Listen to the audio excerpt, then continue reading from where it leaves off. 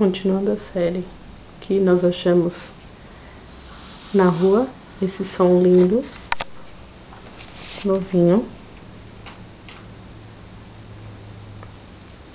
Essa lata de lixo, muito boa por sinal, uma marca muito boa aqui na Austrália. Essa cômoda.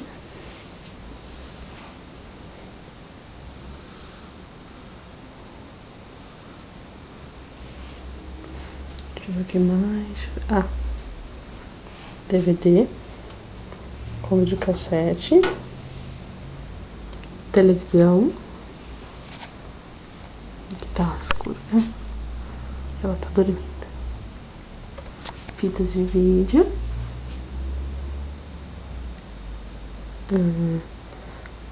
Banquinhos, né? Esses banquinhos aqui. Pra lá. Acender a luz.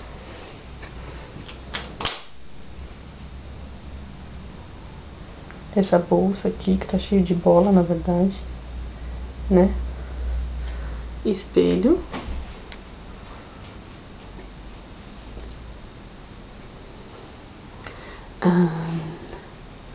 Ventilador, circulador, que tá guardado pro verão. Essa mala aqui é da Dell de carregar notebook.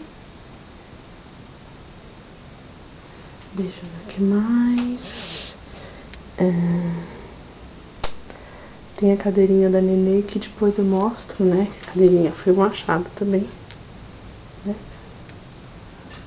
É isso.